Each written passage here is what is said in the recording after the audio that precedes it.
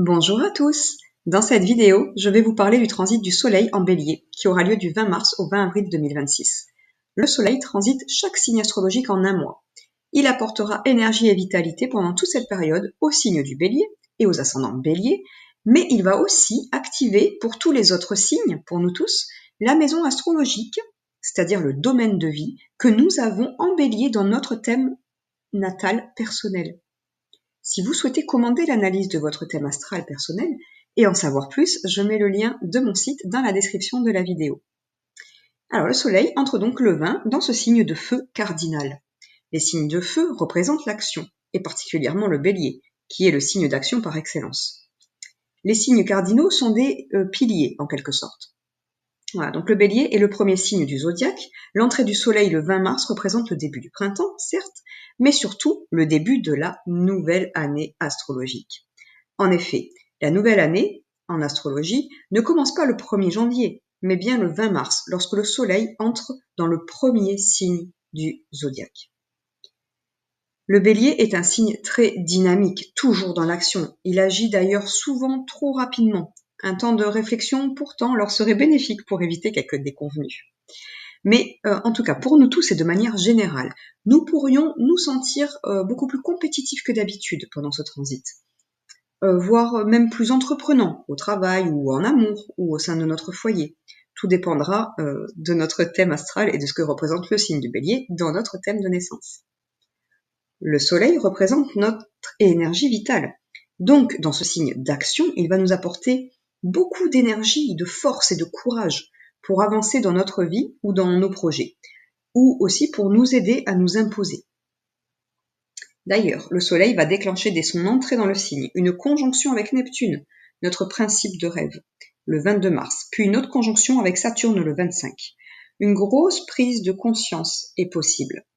Nous pourrions aussi voir beaucoup plus clairement les objectifs d'un projet ou les étapes à suivre pour réaliser un rêve ou pour mettre en place un idéal de vie sur le long terme. De plus, cette triple conjonction est en harmonie avec Pluton, notre principe de régénération. Notre projet ou cet idéal de vie est appuyé par Pluton et Pluton peut vraiment nous aider à transformer notre vie d'une manière radicale et définitive. Nous pourrions comprendre aussi ce qu'il faut remettre en question, ou ce qu'il faut revoir, ou abandonner, ou changer pour pouvoir avancer dans ce projet, si en tout cas il était bloqué. Ensuite, le Soleil formera un quinconce avec le nœud lunaire sud, qui représente ce que nous devons accepter de lâcher, d'abandonner pour nous alléger dans notre parcours de vie, et pour pouvoir aller vers le nœud lunaire nord, qui représente nos rêves et notre idéal de vie, justement. Les astres travaillent actuellement ensemble, main dans la main, pour nous mener vers notre chemin de vie. Alors, le quinconce est un aspect qui représente notre tendance à remettre à plus tard les choses, à procrastiner. Donc, nous pourrions ne pas réussir à lâcher, en tout cas ces jours-ci, vers le 28, ce qui doit l'être, ou abandonner un travail ou une relation, enfin en tout cas voilà, ce que nous devons accepter de lâcher. Mais le Soleil est aussi à ce moment-là en harmonie avec Lilith, qui représente les zones d'ombre et les choses cachées. Donc nous pourrions avoir l'occasion de faire la lumière sur cette zone d'ombre, découvrir un secret, quelque chose qui se trame derrière notre dos, ou comprendre ou trouver un vice de procédure, ou une clause abusive dans un contrat par exemple.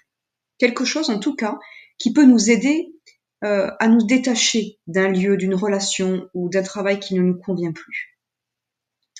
Ensuite, aux alentours du 5 avril, le Soleil forme un aspect dissonant avec Jupiter, planète de la chance et de l'expansion. Jupiter est un amplificateur et il va donc amplifier notre ego, représenté par le Soleil.